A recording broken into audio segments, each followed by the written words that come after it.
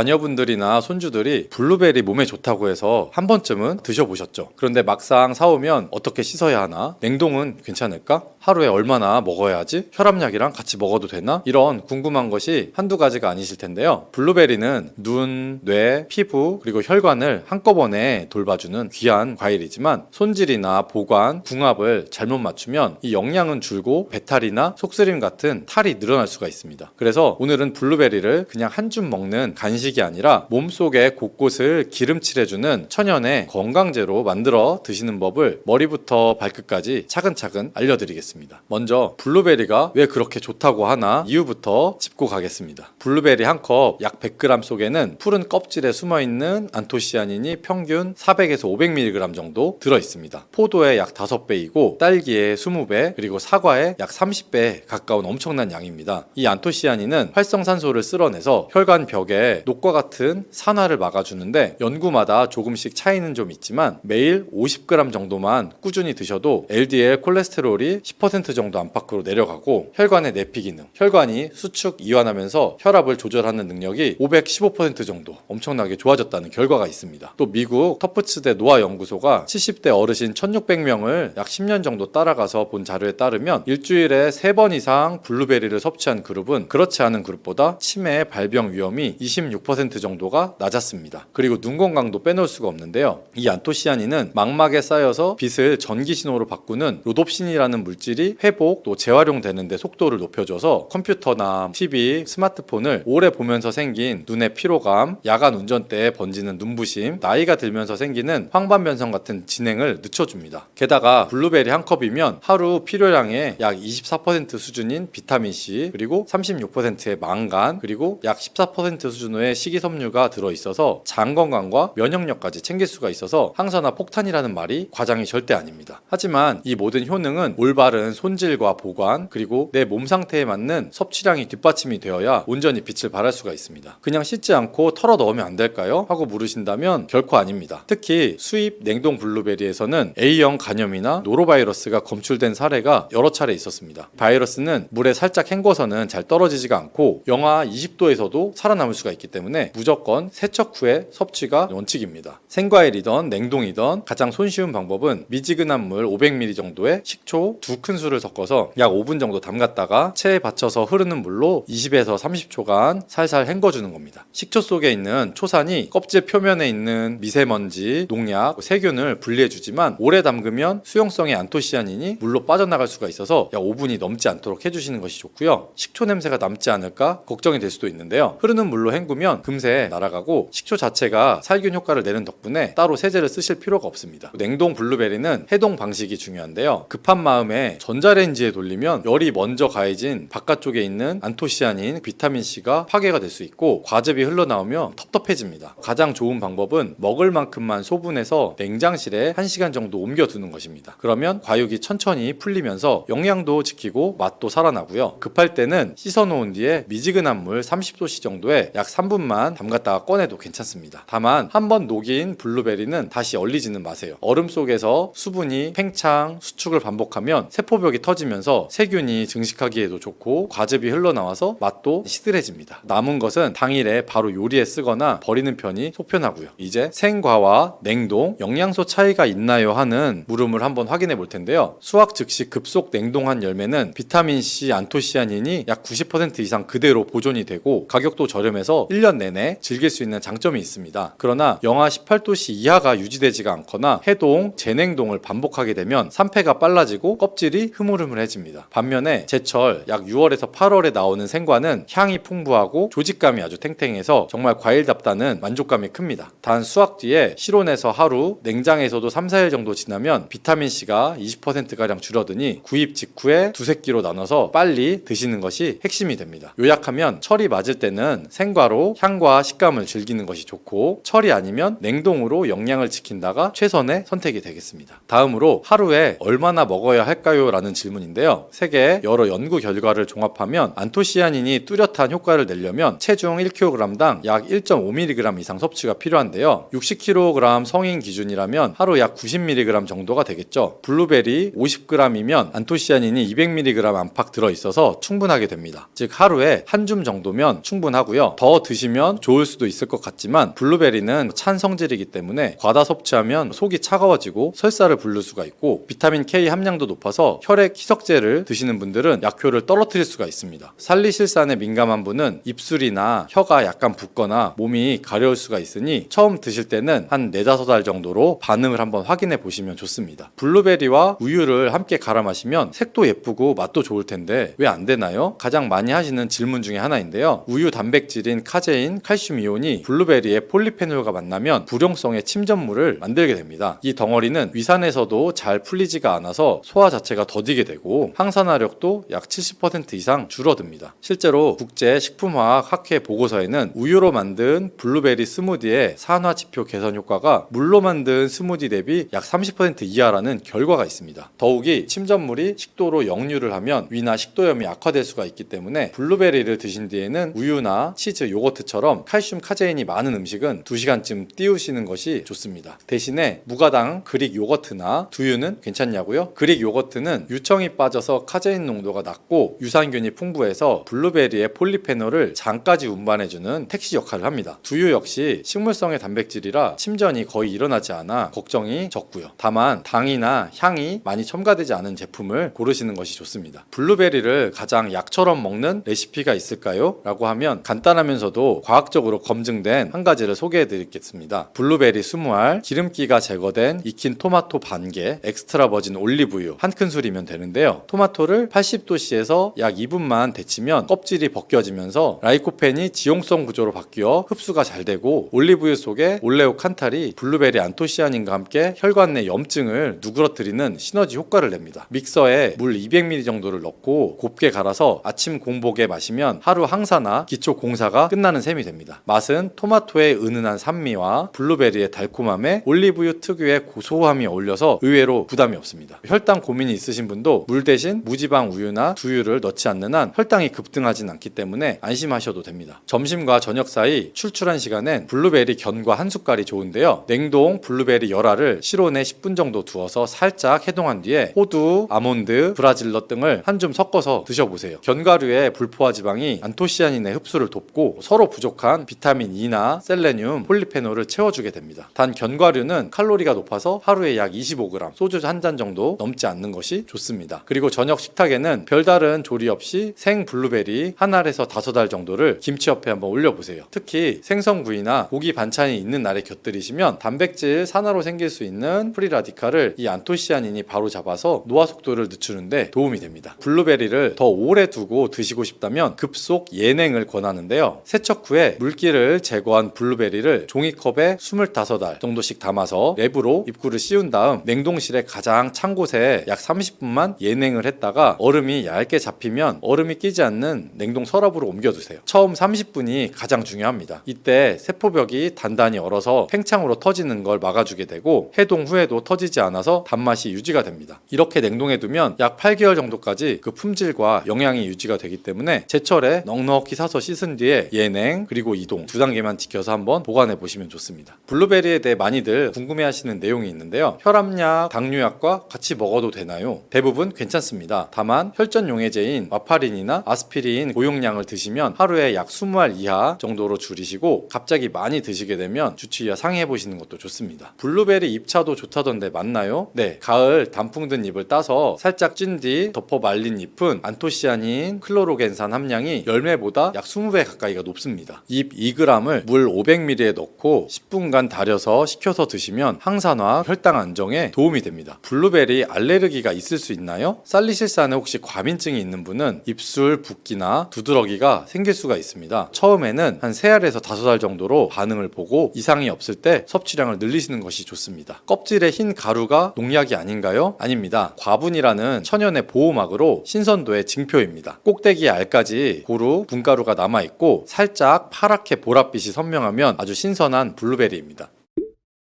수용성 식이섬유인 팩틴은 위에서 대장까지 가는 동안 많은 수분을 흡수해서 변을 무르게 만들어주고 장내에 머물러 있는 노폐물과 다양한 유해 물질들을 흡착시켜서 변과 함께 몸 밖으로 배출을 시켜주며 장내 환경을 깨끗하게 해주어서 건강한 상태를 유지하도록 도와줍니다. 그리고 레몬 과육에는 없고 오직 있는 성분이 있는데 디리모넨이라고 하는 천연 오일 성분입니다. 디리모넨은 레몬의 상큼한 향을 내는 성분이기도 하며 장을 자극해서 연동 운동이 활발하게 되도록 도와주어서 변비를 예방해 줄 수 있습니다.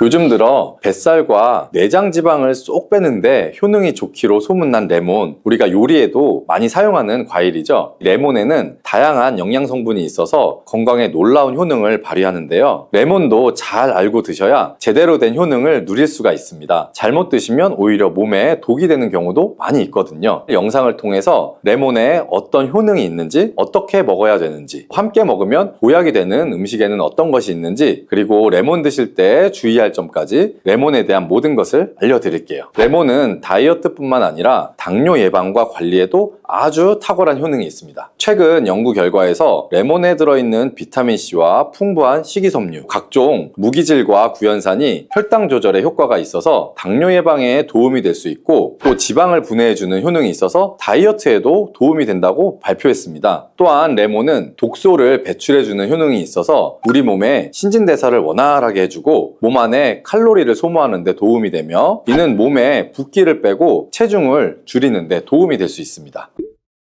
그럼 레몬의 효능에 대해서 조금 더 자세히 알려드릴게요. 12주 동안 진행된 연구에서 고지방 식단에다가 레몬 껍질에 함유된 페놀을 함께 섭취한 설치류는 고지방 식단만 섭취한 설치류보다 체중이 감소했다는 것을 발표했습니다. 또한 체질량 지수가 높은 한국 여성을 대상으로 한 실험에서 레몬 다이어트를 시행한 결과 그렇지 않은 사람들에 비해 체중과 허리 둘레가 줄어들었을 뿐만 아니라 인슐린 저항성까지 좋아진 결과를 볼 수가 있었고요. 레몬 껍질은 이런 독소를 배출하는 효능뿐만 아니라 변비를 해결하는 데에도 탁월한 효과가 있습니다. 레몬 껍질에는 비타민C뿐만 아니라 혈관 건강에 좋은 헤스페리딘, 그리고 골다공증 예방과 뼈 건강에 아주 중요한 칼슘, 그리고 팩틴이라는 성분이 아주 풍부하게 들어 있습니다. 바로 이 팩틴이 변비를 예방하는데 탁월한 효능을 발휘합니다. 수용성 식이섬유인 팩틴은 위에서 대장까지 가는 동안 많은 수분을 흡수해서 변을 무르게 만들어주고, 장내에 머물러 있는 노폐물과 다양한 유해 물질들을 흡착시켜서 변과 함께 몸 밖으로 배출을 시켜주며 장내 환경을 깨끗하게 해주어서 건강한 상태를 유지하도록 도와줍니다. 그리고 레몬 과육에는 없고 오직 레몬 껍질에만 있는 성분이 있는데 디리모넨이라고 하는 천연 오일 성분입니다. 디리모넨은 레몬의 상큼한 향을 내는 성분이기도 하며 장을 자극해서 연동 운동이 활발하게 되도록 도와주어서 변비를 예방해 줄 수 있습니다. 또 레몬에는 구연산이라는 성분이 풍부한데요. 구연산이 체내의 지방 분해 요소를 활성화시키는 역할을 해줍니다. 활성화된 지방 분해 요소는 쌓여있는 내장 지방을 태워주어서 허리 둘레를 줄여주는데 많은 도움을 주게 되죠. 아침에 일어나자마자 공복에 레몬 술을 마시면 체내 대사 기능이 활발해져서 몸 안에 에너지 소비도 활성화되게 됩니다. 대한비만학회에서 발표한 연구 결과를 보면 레몬술을 섭취한 그룹이 그렇지 않은 그룹보다 내장 지방이 더 많이 감소했다는 것을 확인할 수가 있었고요. 또한 레몬에 들어있는 성분들은 뇌졸중의 위험을 줄여주는 데도 도움이 될 수가 있습니다. 한 연구에 따르면 감귤류에 함유되어 있는 플라보노이드는 여성의 허혈성 뇌졸중 위험을 낮추는데 도움이 될 수 있다고 발표했습니다. 허혈성 뇌졸중은 가장 흔한 유형의 뇌졸중인데 혈전 때문에 뇌로 가는 혈액의 흐름이 방해가 되면서 발생할 수가 있습니다. 플라보노이드가 함유된 음식을 장기간 섭취하게 되면 이런 심혈관 질환뿐만 아니라 각종 암을 예방하는 데 도움이 될 수가 있다고 하는데요. 레몬에는 이런 플라보노이드와 함께 강력한 항산화 작용을 하는 비타민C가 아주 풍부합니다. 이 항산화 작용으로 세포 손상을 방지하고 암세포를 억제하는 항암 효과를 가지게 되는 것이고요. 또한 레몬은 피부 미용에도 아주 좋은데요. 피부색을 건강하게 해주는 데 탁월한 효능이 있습니다. 비타민C는 콜라겐을 형성하는 데 중요한 역할을 해주고 피부를 환하게 해주며 잡티를 제거해주는 효과가 있기 때문이죠. 그리고 레몬의 또 놀라운 효능 중 하나는 당뇨를 예방하고 개선하는 데 탁월하다는 것입니다. 레몬에는 헤스페리딘이라는 플라보노이드 성분이 들어있는데요. 이 헤스페리딘은 인슐린 감수성을 높이는 데 도움을 주게 됩니다. 인슐린 감수성이 좋아야 혈당 조절이 잘 되게 되는데 당뇨가 발생하면 이 감수성이 떨어지면서 인슐린의 저항성이 생기게 되죠. 헤스페리딘이 인슐린 저항성을 개선하는 데 많은 도움을 줄 수가 있습니다. 또한 레몬에는 많은 양의 항산화 물질들이 들어 있습니다. 비타민C 뿐만 아니라 폴리페놀, 플라보노이드 등 다양한 물질들이 혈당으로 인해서 공격받고 상처난 몸의 세포들을 보호를 해주게 되는데요. 장의 베타세포를 보호해주는 것이 아주 중요한 효능입니다. 베타세포는 인슐린을 분비하는 세포인데 당뇨가 생기게 되면 가장 먼저 타격을 받게 됩니다. 레몬을 통해 베타세포를 보호하여 당뇨를 예방할 수 있게 되는 것이죠. 이런 레몬을 복용하는 가장 좋은 방법은 바로 레몬수입니다. 그럼 레몬수 만드는 방법을 바로 알려드릴게요. 깨끗하게 씻은 레몬 1개와 물 1리터를 준비해 주시고요. 레몬의 양 끝부분은 좀 쓴맛이 나기 때문에 잘라주시고 레몬의 씨는 제거하셔도 되고 그냥 두셔도 괜찮습니다. 적당한 크기로 자른 레몬을 80도 정도의 뜨거운 물에 넣어 주시고요. 충분히 우려내 주시면 레몬물이 완성이 됩니다. 물의 온도별로 레몬물의 항산화 능력이 어느 정도 차이가 나는지 실험을 한 결과 80도 이상의 뜨거운 물에서 가장 높은 항산화 효과가 나타났다는 발표를 한 적이 있습니다. 레몬의 제대로 된 효능을 얻기 위해서는 레몬물을 만들 때 꼭 뜨거운 물로 레몬을 우려내 주시기 바랍니다. 레몬물은 실온에서 어느 정도 식힌 후에 미지근해졌을 때 마시면 되고요. 레몬의 산미가 강해서 좀 드시기 힘드신 분들은 물을 충분히 희석해서 적응이 되시면 물의 양을 줄이시면 됩니다.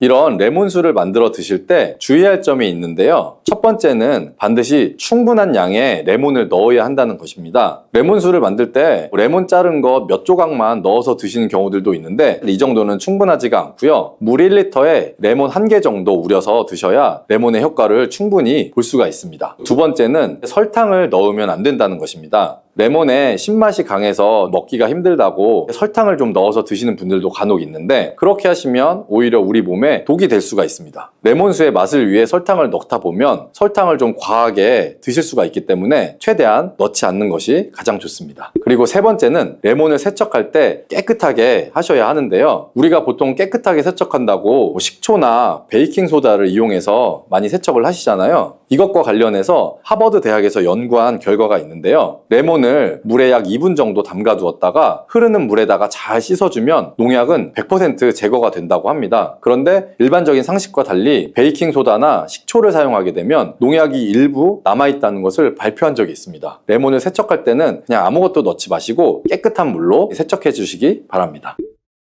다음으로 레몬과 함께 먹으면 시너지 효과를 내는 음식을 알려드릴게요. 첫 번째는 바로 계피입니다. 레몬과 계피를 함께 사용하여 약으로 쓰기도 하는데요. 레몬과 계피를 함께 먹으면 면역 체계를 강화해 주는데 도움이 됩니다. 계피는 향긋한 향과 매운맛이 특징인데 소화를 도와줄 뿐 아니라 혈당 조절에도 탁월한 효능이 있습니다. 또한 레몬에는 염증을 억제하고 수치를 줄여주는 산화 방지제가 풍부한데 레몬과 계피를 지속적으로 섭취하시면 강력한 항염작용이 나타나서 관절염이나 몸의 염증에도 많은 도움을 받을 수가 있습니다. 또한 레몬과 계피는 다이어트에도 많은 도움을 줄 수 있는데요. 계피는 혈액 속의 인슐린과 탄수화물 수치를 조절해서 복부에 지방이 쌓이지 않도록 도와주기 때문이에요. 그리고 레몬은 고구마와 함께 드셔도 좋은데요. 고구마에는 베타카로틴, 비타민C, 식이섬유 등이 풍부하게 함유되어 있어서 염증을 감소시키고 안구 세포를 보호하는 효과가 있습니다. 항산화제인 베타카로틴이 매우 풍부해서 안구 건조증의 위험을 줄이고 눈 건강에 많은 도움을 줄 수가 있고요. 레몬도 이 비타민C와 다양한 항산화 물질을 함유하고 있어서 함께 섭취하면 항산화 효과를 더욱 높일 수가 있겠습니다.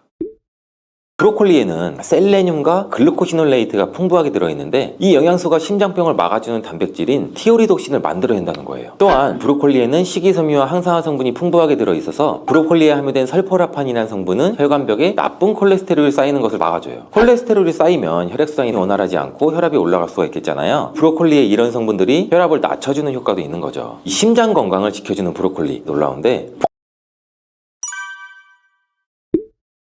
오늘은 건강채소의 대표주자 바로 브로콜리에 대해서 이야기해보려고 하는데 많은 분들이 브로콜리가 건강에 좋은 슈퍼푸드라고 TV나 뉴스에 나오신 거 많이 보셨을 거예요. 막연하게 몸에 좋은 건 아는데 어디에 어떻게 좋은지는 자세하게 잘 모르셨죠? 제가 아주 쉽게 알려드릴 테니까 브로콜리가 어떻게 우리의 건강을 지켜주는지 하나씩 알아볼까요?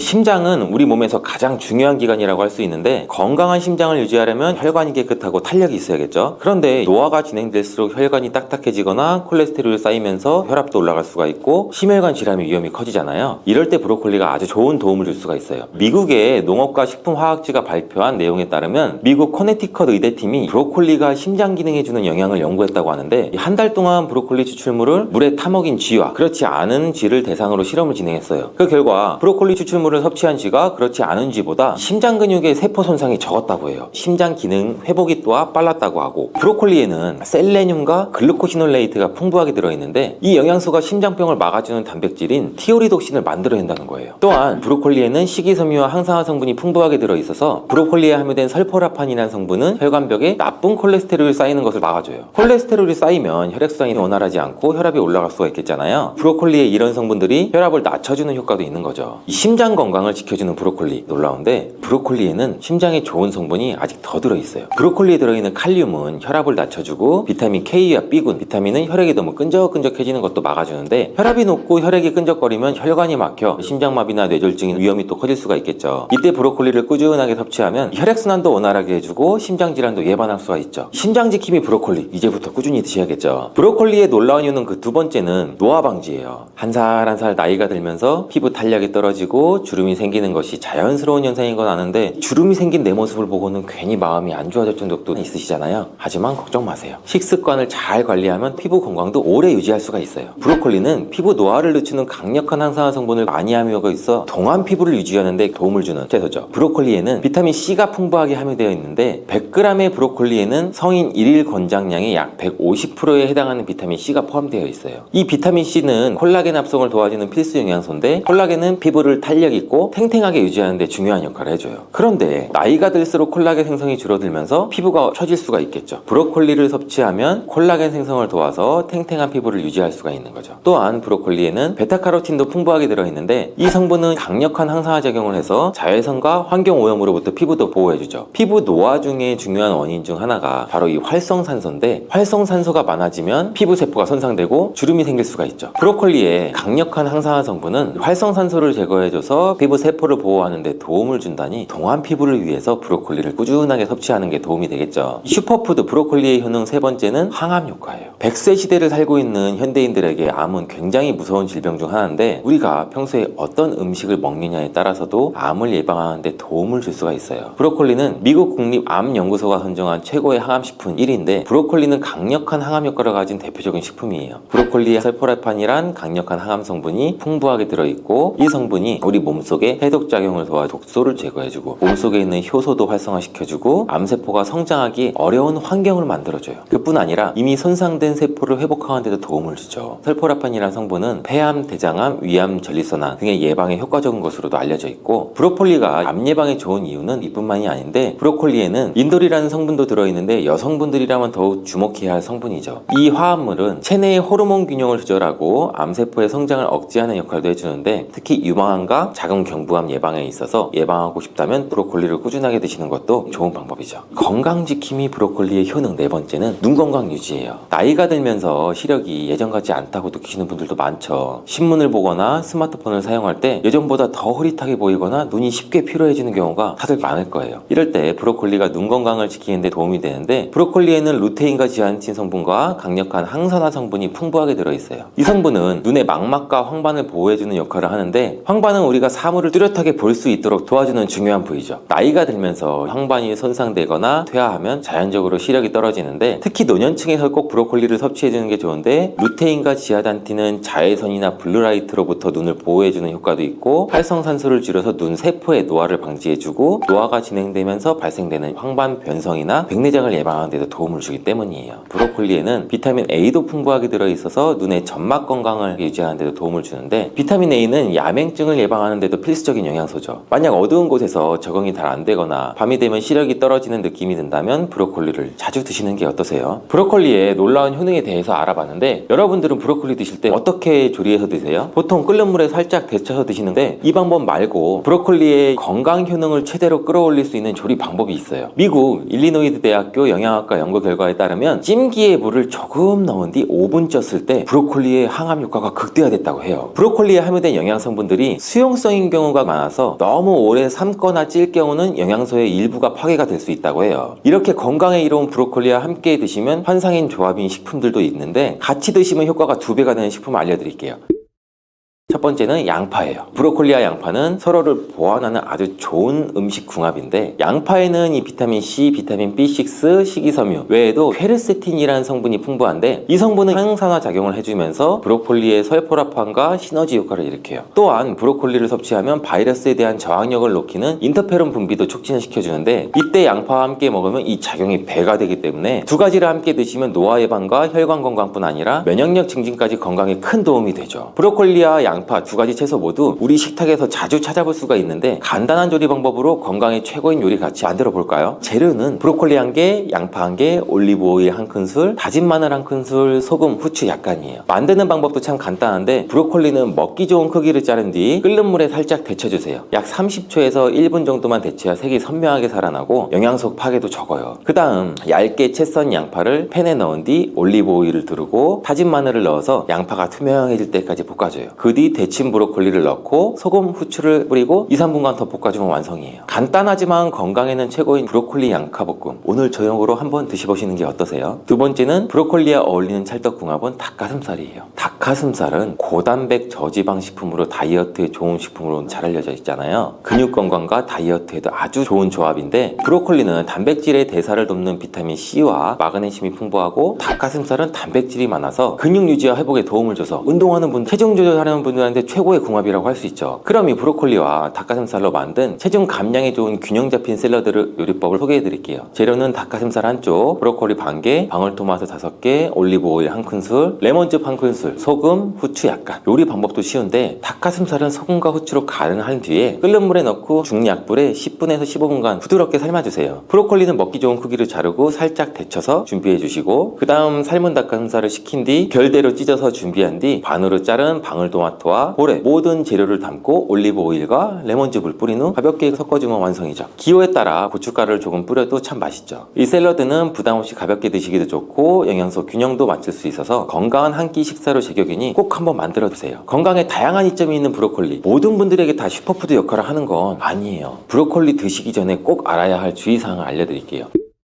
브로콜리 드시기 전에 유의할 점은 갑상선 질환이 있는 분들이에요. 브로콜리에는 고이트로겐 성분이 들어있는데, 이 성분은 갑상선이 요오드를 흡수하는 기능을 방해할 수 있어서 갑상선 기능 저하증이 있으신 분들은 과하게 섭취하면 좋진 않겠죠. 브로콜리를 익히면 대부분 이 성분이 사라지긴 하는데, 그래서 갑상선 질환이 있으신 분들은 완전히 먹지 말라는 건 아니지만 너무 많은 양을 섭취하는 것은 피하는 게 좋겠죠. 브로콜리 섭취 전 주의사항 두 번째는, 가스가 많이 차시는 분들은 과하게 섭취하는 건 금물이에요. 브로콜리는 식이섬유가 풍부한 채소인데, 식이섬유는 우리 몸에 유익한 부분이 많지만 소화가 잘 안 되는 분들이나 과민성 대한증후군 있으신 분들은 섭취할 때 복부 팽만감이나 가스가 차는 증상이 나타날 수가 있어요. 특히 날것으로 드실 경우 이런 증상이 더 심해질 수가 있는데, 소화가 잘 안 되시거나 장이 안 좋으신 분들은 꼭 익혀 드시고 적정량을 섭취하는 게 좋겠죠. 세 번째는 브로콜리의 줄기를 섭취하는 거예요. 브로콜리는 이탈리아어로 꽃봉오리라는 뜻인 거 알고 계세요? 실제로 그 이름처럼 보통 브로콜리의 꽃봉오리 부위를 사용하는데, 사실 건강을 생각하신다면 브로콜리의 줄기를 버리지 마시고 꼭 드셔야 돼요. 미국 농무부에 따르면 브로콜리의 항암 성분인 설포라판은 줄기, 잎, 꽃봉오리 순이라고 하는데, 설포라판 성분은 전의 항암 효과와 혈관 건강에 도움을 준다고 기억하세요. 줄기 부분이 꽃봉오리의 약 4.5배에 해당하는 설포라판을 함유하고 있다니, 이제부터는 건강을 위해서 버리는 거 없이 브로콜리 줄기까지 드셔보시는 게 어떠세요?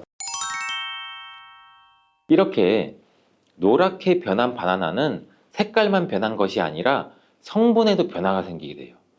당뇨에 도움이 되는 저항성 전분은 점점 줄어들고, 포도당과 과당 같은 당분은 점점 늘어나게 되는 거죠. 바나나는 속살이 부드럽고 달콤해서 남녀노소 누구나 좋아하는 과일 중 하나죠. 먹기도 편하고 다이어트에도 좋다고 알려지면서 굉장히 많은 분들이 먹게 되는 과일이 바로 바나나죠. 이 바나나도 함께 먹으면 보약이 되는 궁합이 좋은 음식이 있고, 또 함께 먹으면 오히려 독이 되는 음식도 있답니다. 오늘 영상을 통해 이 바나나의 효능, 함께 먹으면 안 되는 음식, 함께 먹으면 보약이 되는 음식, 그리고 바나나의 보관 방법까지, 바나나에 대한 모든 것을 알아가시기 바랍니다. 바나나가 어떤 상태일 때를 가장 좋아하시나요, 여러분들?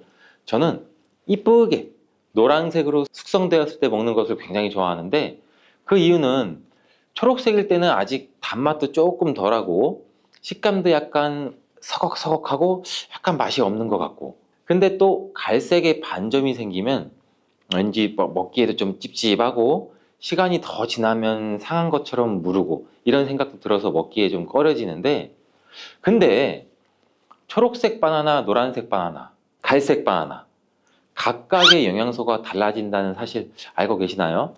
먼저 초록색 바나나는 덜 익은 바나나는 맞아요. 근데 그렇다고 못 먹는 바나나는 아니에요. 단맛이 약간 적은데 그 대신에 건강에 도움이 되는 성분도 들어있어요. 바로 당뇨 환자에게 도움이 됩니다. 초록색 바나나가 당뇨 환자에 도움이 된다고? 이 초록색 바나나는 소장에서 분해가 되지 않고 대장까지 내려가서 대장의 미생물에 의해 분해되는 이 저항성 전분이란 게 풍부해요. 이 저항성 전분은 이 아밀로스가 많은 탄수화물을 말하는데, 이 아밀로스가 포도당으로 분해가 잘 되지 않아서 이 포도당이 소장에서 흡수가 그럼 더 안 되겠죠. 그래서 그 결과 혈당이 급격히 오르는 것도 막아주는 역할을 해요. 이렇게 분해가 잘 되지 않고 남아있는 식이섬유가 많은 저항성 전분이 많은 음식들은 결국에는 우리 장에 유산균의 먹이가 되죠. 그래서 우리 장에 장내 세균총을 건강하게 만들 수가 있고, 이로 인해서 또 인슐린 감수성도 풍부하게 해주고 면역력에도 긍정적인 효과를 나타낼 수가 있어요. 이 당뇨 환자분들이 바나나가 단맛이 좋은 열대 과일이라서 못 드시는 것으로 생각하시는데, 앞서 말씀드린 이유로 이 초록 바나나를 드시면 굉장히 도움이 됩니다. 그리고 이 초록 바나나는 소화되는 시간이 노란 바나나에 비해서 길기 때문에 이 포만감도 오래 유지시켜줘서 다이어트하는 식단에도 도움을 줄 수가 있어요. 이 저항성 전분은 이런 효능들로 인해서 비만 당뇨를 예방할 뿐 아니라 대장암도 예방하는 것으로 알려져 있어요. 단 한 가지 주의할 점은 이 과민성 대장 증후군이 있으신 분들이 초록색 바나나를 드시면 오히려 증상이 더 악화될 수 있으니 이 점은 주의해 주시길 바래요. 자, 두 번째로 노란 바나나인데, 이 초록 바나나가 노란색으로 변할 수 있는 이유는 바로 그 에틸렌가스 때문이에요. 나무에서 똑 떨어진 바나나는 이 꼭지에서 에틸렌가스라는 물질이 분비가 되는데, 이때 이 초록색을 띠게 만드는 이 클로로필이라는 색소가 에틸렌가스에 의해서 분해가 돼서 점점 노란색으로 변해가는 거예요. 이렇게 노랗게 변한 바나나는 색깔만 변한 것이 아니라 성분에도 변화가 생기게 돼요. 당뇨에 도움이 되는 저항성 전분은 점점 줄어들고 포도당과 과당 같은 당분은 점점 늘어나게 되는 거죠. 그렇기 때문에 초록색 바나나보다 노란색 바나나가 훨씬 더 단맛이 좋아지게 되는 이유죠. 식감도 더 부드러워지게 되고 향도, 단향도 더욱 강해지고 소화도 초록색 바나나보다 더 잘 되게 돼요. 또 항산화 성분인 비타민 C와 비타민 E 그리고 식이섬유의 양도 풍부해져요. 노란색 바나나에서 시간이 지나면 갈색의 반점이 또 점점 생기기 시작하는데, 이 반점을 슈가 스팟이라고 해요. 이름처럼 바나나의 당분 함량이 점점 높아지면서 당분이 농축돼서 만들어지는 건데, 바나나가 상한 게 아닌가, 이 갈색 반점을 보면 간혹 오해하시는 분들도 있는데 색깔이 변했을 뿐이지 상한 것은 아니에요. 그런데 이 슈가 스팟이 점점 많아질수록 바나나의 당분 함량이 높아지는 것 때문에 당뇨가 있으신 분들은 섭취하실 때 주의해 주시는 게 좋겠고, 최근에 바나나에 대한 연구가 굉장히 많이 또 진행되고 있는데, 이 슈가 스팟이 생겼을 때 바나나의 성분에 대한 실험도 진행됐어요. 일본 데이쿄 대학 연구에 따르면 이 갈색 반점이 생긴 바나나의 면역 효과는 노란색의 바나나보다 최대 8배 높았으며, 종양을 괴사시키는 물질로 알려진 우리 NK 면역세포를 또 활성화도 시켜준다고 해요.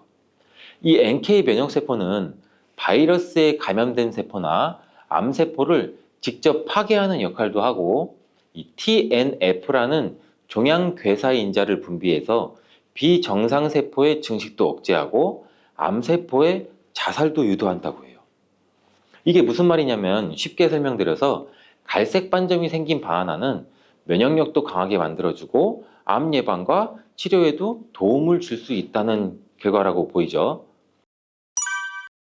이 바나나에 함유되어 있는 성분을 살펴보면 흔히 알고 있는 칼슘, 마그네슘, 다양한 미네랄도 풍부하게 함유되어 있잖아요. 또한 우리 몸에 에너지를 공급해주는 탄수화물도 풍부하게 함유하고 있어요. 운동 경기를 우리가 TV로 보다 보면 선수들이 중간에 바나나를 먹는 장면을 볼 수 있는데, 운동 중에 바나나를 먹으면 이 풍부한 탄수화물로 인해 에너지를 빠르게 공급해줘서 이 폭발적인 힘을 내는데도 도움을 줄 수 있다고 해요.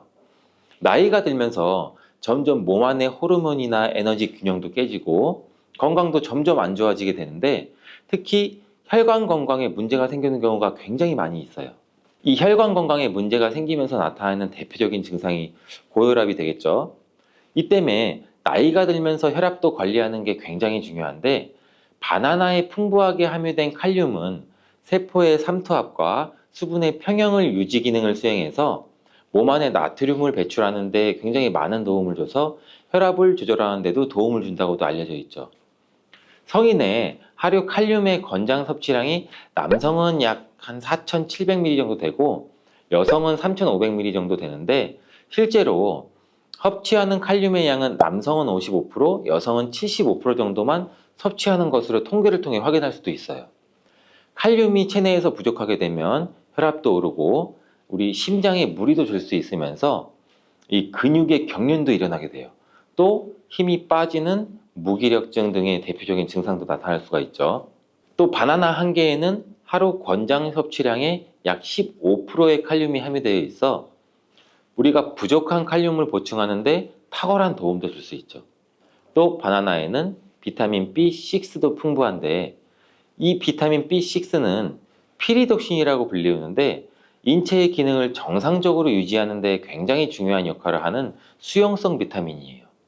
이 비타민 B6는 우리 신경 전달 물질을 생산하는데, 특히 행복 호르몬이라고 불리는 세로토닌의 합성에도 굉장히 중요한 역할을 해요. 이 세로토닌은 행복감과 안정감을 느끼게 해주고 우리 몸의 스트레스도 완화시켜주고 또 식욕을 조절해서 체중 감량에도 도움을 주고 수면의 질도 향상시켜 피로회복에도 도움을 주는 성분이에요.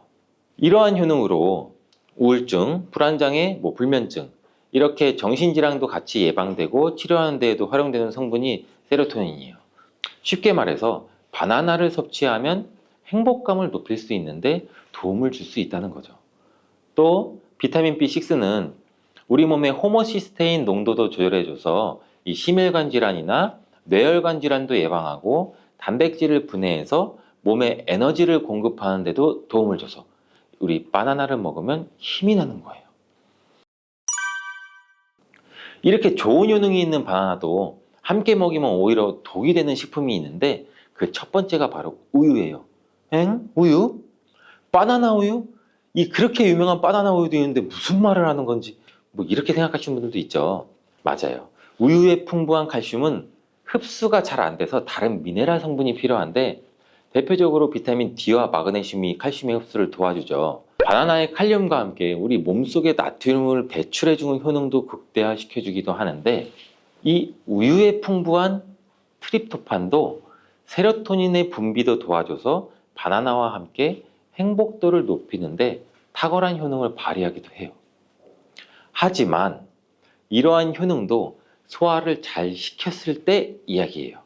이 소화력이 좋은 분들한테는 이런 효능을 누릴 수 있지만, 나이가 들면 들수록 소화가 잘 안 되시는 분들이 바나나와 우유를 함께 드시게 되면 이 불용성인 바나나가 위 속에 오래 남아있게 되고, 바나나의 유기산과 당분이 우유의 풍부한 단백질, 칼슘과 결합해서 소화가 더 어려워지게 된다고 해요. 바나나가 우유의 결합물이 위와 장에서 과발효가 일어나고 소화기관에 무리가 주게 된다는 얘기죠. 이렇게 되면 위염이나 식도염 등 다양한 질환이 나타날 수 있고, 계속되면 만성질환이 나타날 수도 있고 위 건강이 안 좋으신 분들이나 위가 약하신 분들, 소화가 잘 안 되시는 분들은 주의해서 드시라고 말씀을 드리는 거예요. 그렇다면 장 건강에 도움을 주는 바나나와 함께 먹으면 좋은 음식은 없을까요? 있습니다. 바로 오트밀이에요. 이 오트밀은 바나나에 함유한 섬유질은 대부분 불용성이기 때문에 이 장내 이물질을 흡착해서 변의 부피를 크게 하는 데는 도움을 줄 수 있어요. 이 때문에 바나나를 지속적으로 먹으면 좀 과하게 먹으면 변비에 걸리기도 하죠. 이를 방지하려면 수용성 섬유질이 필요한데 오트밀에는 이 수용성 섬유질이 50% 이상이나 함유되어 있어서 바나나와 오트밀을 함께 섭취하게 되면 섬유질의 균형이 잘 맞아서 변을 무르게 해서 배변도 원활하게 해주고 장 건강에도 도움을 줄 수 있답니다. 또한 이 콜레스테롤의 배출도 도와줘서 혈관 내의 나쁜 콜레스테롤의 수치도 낮추는 데에도 도움을 줄 수가 있고요. 바나나와 함께 독이 되는 음식 두 번째는 바로 고구마예요. 고구마는 바나나와 함께 다이어트에 도움이 되는 음식으로 함께 섭취하는 경우가 종종 있는데 이 고구마와 바나나는 복합 탄수화물이 풍부해서 포만감을 길게 유지해줘서 다이어트에 물론 도움이 될 수 있어요. 하지만 한 가지 문제가 있는데 바나나와 고구마 둘 다 칼륨 함량이 높다는 거예요. 칼륨은 과다하게 섭취하게 되면 우리 몸에 고칼륨 혈증을 일으킬 수도 있고 이로 인해서 무력감이나 피로감, 메스꺼움, 구토, 호흡곤란 이런 증상도 올 수가 있으며 심한 경우 저혈압이나 부정맥, 근육마비나 심장마비 이런 심각한 부작용도 나타날 수가 있는데 소량 섭취하면 큰 문제가 되지 않지만 과량 섭취 시 신장이 약하신 분들 또 몸에서 칼륨 배출이 원활하지 않기 때문에 고구마와 바나나를 지속적으로 과다하게 함께 드시게 되면 신장도 망가뜨릴 수가 있어서 이런 점을 주의하면 좋다고 말씀드리는 거예요. 바나나와 함께 먹으면 보약이 되는 음식은 오트밀에 이어서 파인애플이 있어요. 이 바나나와 파인애플에는 브로멜라인이라는 효소가 풍부한데 이 효소는 운동 후에 생기는 근육의 염증을 빠르게 회복시키고 또한 근육의 피로 회복에도 도움을 주는 것으로 알려져 있어요. 또한 바나나와 파인애플을 함께 드시게 되면 단백질 분해를 극대화해서 소화도 돕고 소화기 질환에도 예방하는 효과를 가져요. 바나나와 함께 먹으면 보약이 되는 음식 이 세 번째는 바로 카카오예요. 바나나는 이 도파민이라는 신경을 자극하는 물질이 많이 함유가 되어 있는데 카카오에는 이 도파민 생성의 원료가 되는 아미노산이 풍부해서 카카오와 바나나를 함께 드시면 이 행복도를 높이는 효능이 극대화가 될 수가 있어요. 카카오에는 폴리페놀과 이 플라보노이드 등의 항산화 물질이 풍부해서 우리 몸의 활성산소도 제거해주고 세포의 노화도 방지해줘요. 바나나에도 항산화 물질인 베타카로틴과 비타민 C가 풍부해서 카카오와 바나나를 함께 드시면 항산화 효과도 같이 높일 수가 있는 거죠. 바나나와 함께 먹으면 보약이 되는 음식 이 네 번째는 바로 견과류예요. 바나나와 견과류를 함께 드시면 이 세로토닌의 분비가 촉진이 돼서 마음을 차분하게 하고 숙면을 취하는 데도 도움이 돼요. 또한 바나나의 풍부한 마그네슘은 근육의 이완을 돕고 견과류의 트리토판을 세로토닌으로 바꿔주는 성분인 이 비타민 B6가 바나나에 풍부해서 견과류와 바나나를 함께 드시면 불면증과 우울증을 예방하고 개선시킬 수 있는데 도움을 줄 수 있다고 하네요. 자, 이제 그럼 바나나의 보관법을 한번 알아볼 텐데 바나나를 보관하실 때는 바나나의 꼭지 부분을 랩이나 호일로 감싸주신 상태에서 바나나 거리 같은데 걸어두시는 게 좋아요. 그렇게 하면 바나나 꼭지에서 나오는 에틸렌 가스를 어느 정도 차단해줘서 숙성되는 것을 방지해서 조금 더 오래 보관할 수 있고 그리고 열대 과일인 바나나는 냉장고에 보관하게 되면 냉해를 입어 바나나 색이 굉장히 빠르게 검은색으로 변하게 돼요. 바나나를 오래 보관하시려면 껍질을 벗긴 상태에서 먹기 좋은 크기로 잘라서 냉동 보관하셨다가 드시는 것도 추천을 드리겠습니다.